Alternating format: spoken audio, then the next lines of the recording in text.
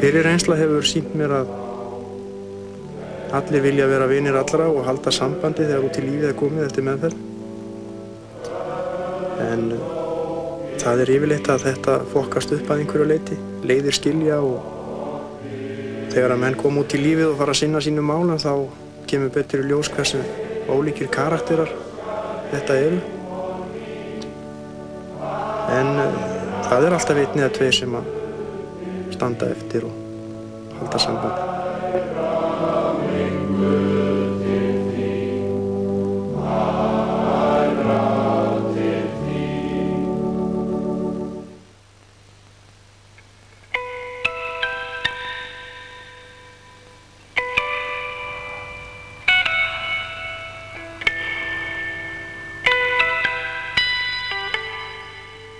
Hér fer fram svona alhliða endurhæfing á alkohólistum og vímuefnaneytendum sem byggist mikið upp á fræðslu og hópstarfi, hópefli, hvíld, útivist, verkefnavinnu, hollustu, skipulögðum mataræði. Við lítum náttúrulega á þessa meðferð okkar sem meðferð sem hægt er að endurtaka, þannig að einstaklingur sem kemur hingað inn og fer í gegnum okkar prógram og nær ekki árangri, það hann leitar til okkar aftur og við munum þoka honum áfram í átt til árangurs. Þetta er eins og með aðra varanlega sjúkdóma að oft þarf að meðhöndla oftar en einu sinni.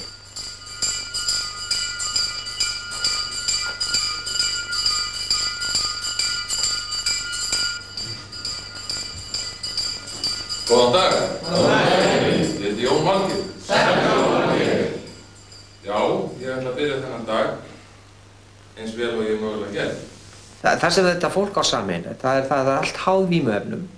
Þeir hafa allir reynt að hætta, þeim hefur öllum mistekist og þeir eiga allir svona vissa erfiðleika. Og þeir geta sameinast svona það og þegar að menn byrja að tala saman á þessu sameiginlega systemi, að þá bara þekkjast allir. Það er alveg sama hvað í þjóðfélaginu þú ert staddur, þú verður bara jafningi allra hér inni, sjáðu. Ég kem beint á fangelsið á Litlurunni og hingað í meðferð vegna þess að ég var komin alveg í þrot með sjálfa mig. Tilfinningarlegir usli og með allt á hælunum. Og ég kom hérna í meðferðina til þess að ná að byggja mig upp, fá leiðsögn og hjálp til að ná mér upp úr þeim vítahring sem ég hef skapað mér. Hver er svona þín staða í augnablikinu? Í augnablikinu er mín staða ekki góð eða hún er engin, réttar að sagt. Ég er hérna í meðferðinni til að reyna að vinna úr mínum málum og sem sagt koma mér upp. Þannig að félagslega staðan er slæm kannski? Félagslega staðan er engin. Það er ekkert sem býður minni út í þjóðfélaginu. Ekki húsnæði og ekki vinna? Ekkert húsnæði og ekki vinna, nei. Ertu fjölskyldumaður? Já, ég er giftur. Engin börn? Nei. Áttu langa svona neyslu og óreglusögu á baki? Já. Það spannar yfir 20 ár. Þú 35 ára gamall? Já. Þú ert ekki ofbeldismaður, er það? Nei. Það hef ég aldrei verið. Hefur þú framið einhverja afbrot allsgáðar? Nei, aldrei. Þannig að allt hangir þetta saman við neysluna og þinn alkohólisma? Það gerir það. Gegnum ganga þetta allt saman.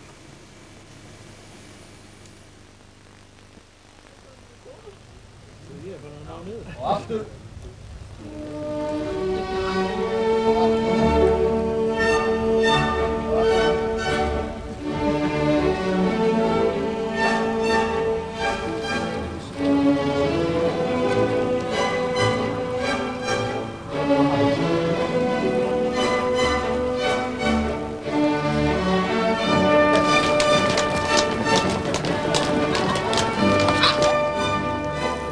tilgangur göngudeildar SÁÁ kannski þríþættur.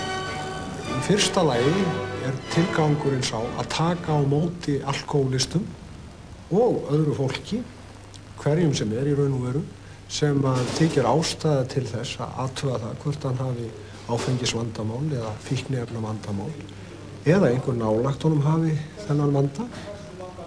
Og þá erum við þarna til þess að taka á móti fólki, ræða vandamáli við það, reyna að gera úttekt á stöðunni og benda fólki á einhverja leiðir, hvernig það gæti brugðist við. Þetta það fyrsta. Annar tilgangur göngudeildarinnar síðan að taka á móti fólki af okkar stofnunum, hvort sem að það nú Staðarfell, Vík eða Vogur, og veita því áframhaldandi stuðning ef hann nauðsynlegur, hvort sem það með viðtalaþjónustu eða hópmeðferð. Nú, þriðji tilgangurinn síðan sá að þeir alkóhólistar sem að telja sig eiga við einhvern vanda að stríða eða lenda í einhverjum háska eftir að þeir eru orðnir edrú eða lenda bara í ósköp hversdagslegum vandamálum sem við lendum í lífinu, að þá göngudeildin oft fyrsti staðurinn eða einn af þeim stöðum sem að alkóhólistar leita til. Þegar alkóhólisti kemur til mín, þá talar hann ekki eins og hann sé að koma til læknis. Þegar ég kem til læknis, ég mútaði hvernig það væri, ef ég kemur til og segi, jæja, heyrðu, ég hef verið mjög góður í höfðinu undanfarið og hægðirnar hafa verið góðar og meltingin alveg einstaklega góð sem ég fór að borða allar þessar gulrætur og blóðþrýstingurinn, það ekkert af honum. Þú mútur aldrei tala svona hjá lækni. Þú byrjar bara að segja við hann, heyrðu, ég að drepast í maganum maður. Þú byrjar strax á því að segja hvað að. Alkóhólistinn kemur og byrjar á því að halda langan fyrirlestur allt sem í lagi fyrst. Og ég leyfi honum að gera það. Vegna þess að hann þarf að fá að halda virðingu sinni. Við náum engum árangri í okkar meðferð og alkóhólistinn sjálfur nær engum árangri í því að hætta að drekka nema það sé hann sem að sjúkdómsgreini sig sjálfur rétt. Það skiptir engum máli. Læknirinn mjög fljótur að sjúkdómsgreina alkóhólistan. Ráðgjafinn líka. Fjölskyldan sé búin að því fyrir löngu. Það gera sér allir grein fyrir því að hann þarf að hætta að drekka. En hann hættir samt ekki að drekka. Hvers vegna? Meðal annars vegna þess að hann hefur ekki sjúkdómsgreint sig sjálfur. Lækningin komin undir því hvað hann gerir sjálfur. Ekki hvað læknirinn skýrir, ekki hvað ráðgjafinn skýrir, ekki hvað fjölskyldan skýrir. Þetta hvað hann gerir sjálfur. Maður fær þessi verðlaun stundum, þegar maður sér fjölskyldur sameinast, þegar við höfum til dæmis haft skemmtanir útihátíðir og svona, maður sér fjölskyldur sameinast, þá verður maður, þá það ólýsanleg tilfinning í raun. Maður sér sundur tætta einstaklinga, svo árið kannski seinna sér maður sömu einstaklinga með fjölskyldur sinni í einhverju tjaldbúðarsveiflu í sveit, og maður segir við sjálf ég á pínulegt hluti í þessu og maður verður ofsalega glaður.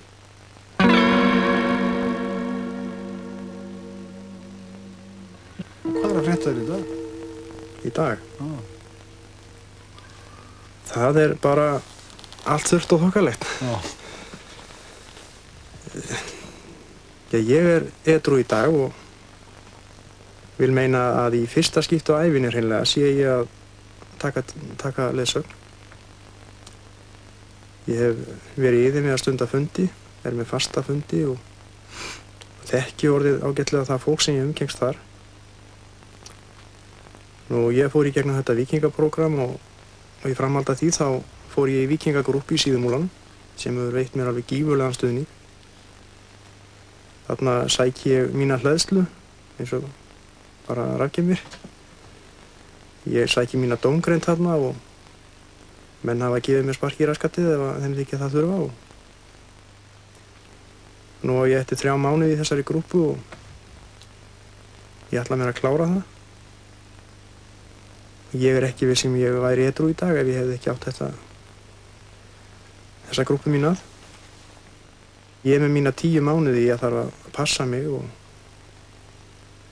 ég geri mig grein fyrir því að þessi bati minn, hann heldur áfram að smá koma og aukast allt lífið.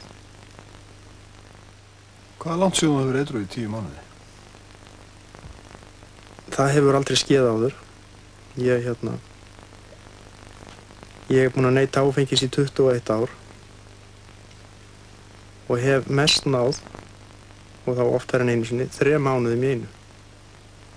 Þá hefur orðið sprenging.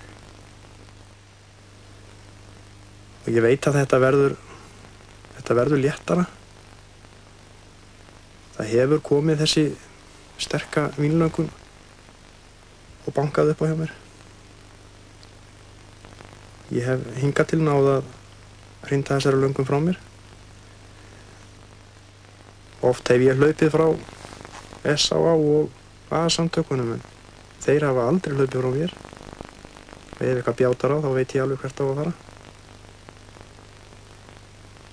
Ég hef aldrei heyrt um það að fólk væri rekið úr svona samtökum.